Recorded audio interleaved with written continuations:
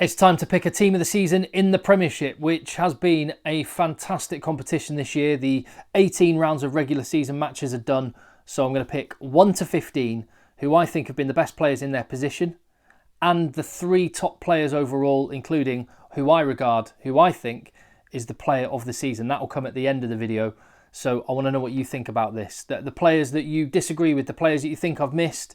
Let's get stuck into a bit of a debate in the comments, because there's been so many great performances from lots of players that it's really hard to pick this.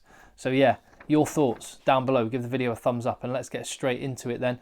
Going 1 to 15 and the players who after the 18 rounds of games I believe have been the best in their position. And at loosehead prop, Beno Obano.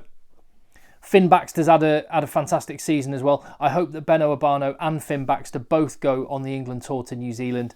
And in the case of Finn Baxter, start getting used to being in and around an international squad.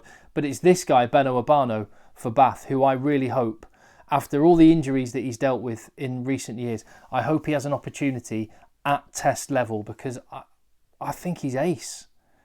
I think Valrapava Ruskin for Gloucester was the one that I had my hopes pinned on as being, the loosehead prop for the next few years.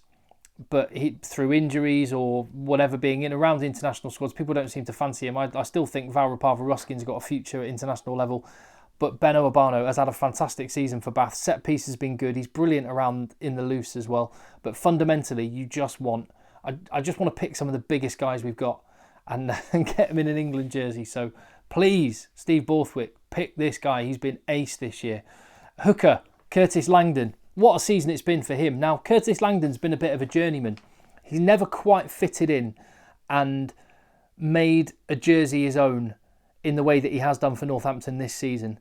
He was at Sale Sharks, he was at London Irish before that. He's been at Worcester, and obviously they went bust, and that's what took him to Northampton Saints. He spent some time in France as injury cover at Montpellier, I think it was, and he even spent some time in the Championship and National 1 in years gone by. But this season he has just blossomed and he has been all over the shop. Very much like Theo Dan, who's England's second choice hooker at the minute. He's got a brilliant loose game, but his fundamentals, line out, scrummaging, are excellent as well. This is why I think Curtis Langdon should be England's third choice hooker going on the tour to New Zealand. We'll watch this space on Steve Borthwick's squad, but that's what I would pick. What do you think? Tell me that in the comments down below. Tight head prop, back to Bath, and it's Thomas du Toit getting the nod for me. The person pushing him closest was probably Will Collier for Harlequins. But this guy, Springbok international, and he's just a man mountain. He is a beast. And, I mean, if I were South Africa, I would be picking this guy definitely in their squad, matchday squad, and pushing Franz Mullerber for a starting spot at tight head prop as well. I think he has been that good. A massive part of the reason why Bath finished top of the table in the regular season. So 2 Bath props, 2 Quins props as the second place in their position. There are lots of other people that have had good seasons. Tell me who you think in the comments below if you disagree. Into locks and Maro Itoje. He's had a return to form. I've made the observation that he's not been as good as the hype like last season, for example. I mean, even Maro Itoje, when he's only a 6 out of 10, is still better than most locks in the Premiership. But it was the World Cup, and then he's carried that through into the Premiership. He has been a force to be reckoned with, and Saracens managed to get themselves into the playoffs. Maro Itoje will be as desperate as anyone to win a 7th Premiership title and send Owen Farrell and Billy Vunipola and Mako Vunipola off with another memory together. He's been great. As has, in the second row, the other choice I've gone for, Charlie Ewels. 3 Bath players in the front 5. I think that tells you a story. Charlie Ewels has been ace. He was always really rated by England coaches, but there's quite a lot of England fans, and I would probably say I was one of these, who kind of thought, yeah, he's really good, but he's not top tier. I mean, his Premiership performances have been exceptional. Leadership qualities as well. Just give a little mention to Hugh Tizard, who late in the season has come through at Saracens and looks like he could be a young lock. I think there's a spot open at lock, potentially, for an England touring spot. Who should it be? Charlie Ewels has done all he can. And into the back row then, and one person who will not be going on the England tour, unfortunately, is Courtney Lawes. Retired from international rugby, but what a man. What a man. I mean, if you've watched the channel for any length of time, you know how much I love Courtney Lawes. This is not bias and just my love of Courtney Lawes getting in the way of facts. He has been imperious. He's still playing. Arguably, if you count the World Cup as well, he's had his best year of rugby ever. And, I mean, he's almost too good to be going off and playing in France in Pro D2. So, but that's where he'll be.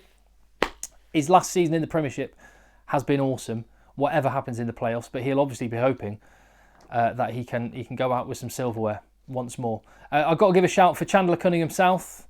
He didn't play many games, but he was a wrecking ball when he did. Ted Hill at Bath has been great. Juan Martin Gonzalez at Saracens has been brilliant as well. Let's go over to open side flanker, and this was an easy selection for me. Will Evans, Wev, has been ace. Again, a jackling menace, work rate, tenacity, and again, if he was playing for another nation, if he was Welsh or Scottish, he'd have international caps.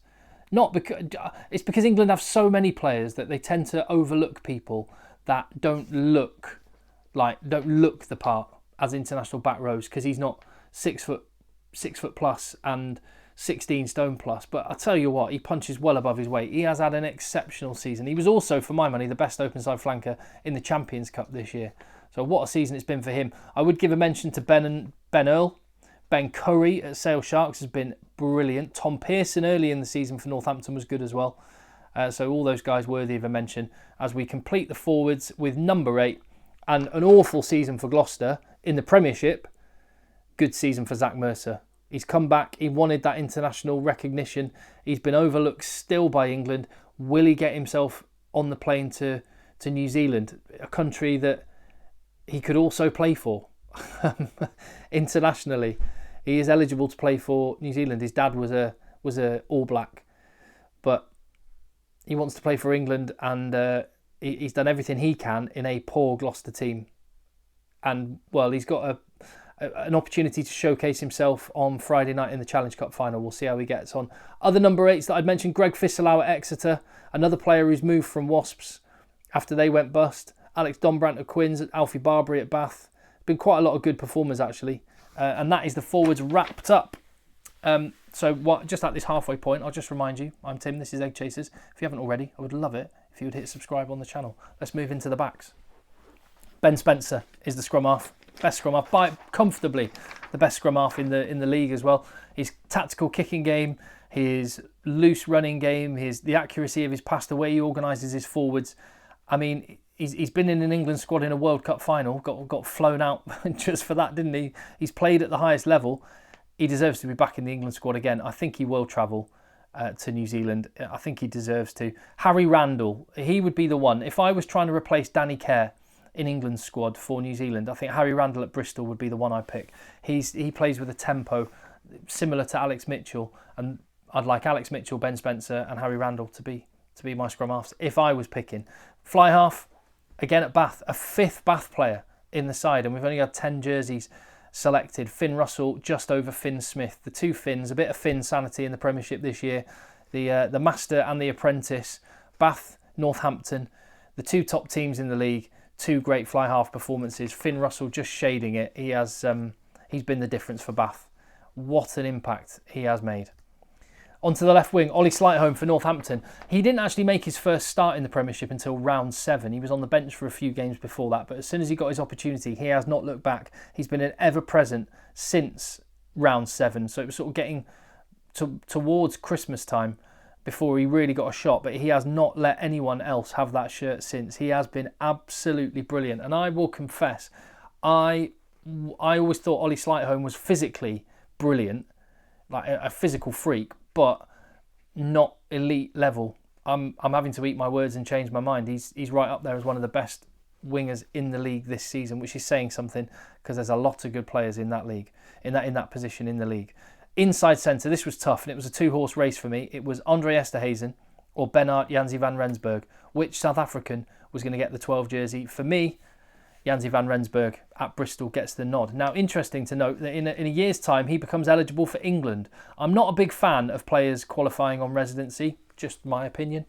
I mean, I would do it if I was Janzi van Rensburg, no question. If it was an opportunity to play international rugby, earn the money and have the experiences, I'd absolutely do it. So I don't begrudge the players. But I'd rather South Africa picked him up and gave him the international recognition which his performances deserve. He has been absolutely brilliant and just gets the nod over Andre Esterhuizen for me. Bernard Janzi van Rensburg will be in the Premiership next year. Andre Esterhuizen will not be. He's going back to South Africa, to the Sharks. He's been a fantastic servant and one of the best players, one of the best overseas imports the league has ever had, no question. Outside centre. Last year's player of the season was Ollie Lawrence. He had a really good start to the year. A few injuries, but he's been great and hopefully will come back into form for the playoffs. But Henry Slade. What a season Henry Slade has had with a very, very young Exeter Chiefs team. He's seen all of his mates that he won the double with back in 2020 go off and earn all their big money over in France and stuff and leave for other places. And he's stayed there with a bunch of kids and has just had a wonderful, wonderful year for club and country, remembering he missed out on the Rugby World Cup, which just seems bizarre now, doesn't it? But anyway, there you go. Henry Slade, well played.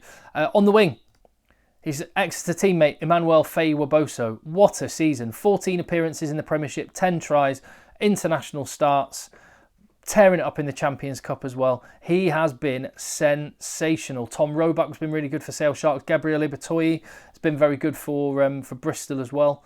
There's some good contenders, but no question, Faye-Waboso's on the right wing, meaning there's one more jersey. And again, much like the inside centre position, I found this choice between the two 15s really tough. George Furbank, Tyrone Green, Northampton, Quins. And I just edged for Tyrone Green. What do you think of that? George Furbank started the season incredibly well.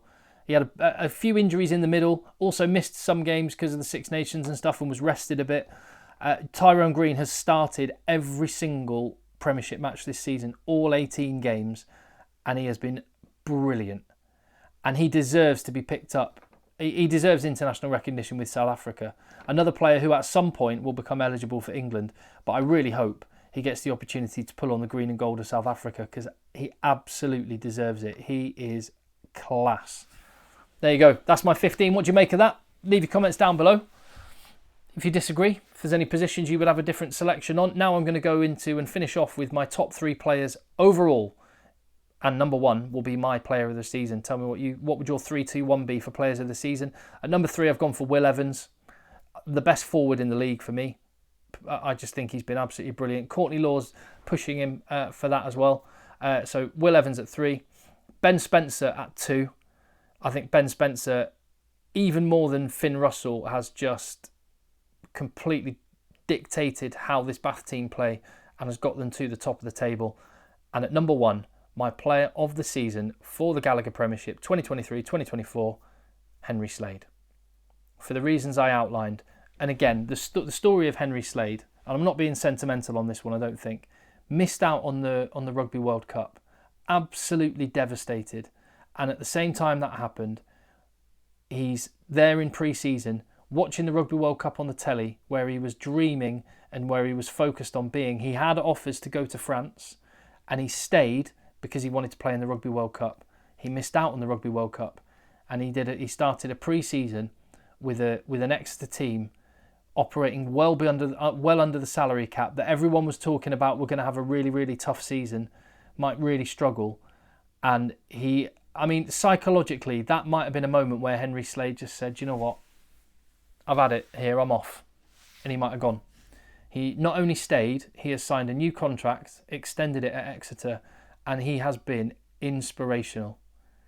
Try scoring, defensively, goal kicker for the team, Champions Cup, Premiership, international level. Every time he's played, he has been outstanding. I think Henry Slade, for me, is my Gallagher Premiership player of the season.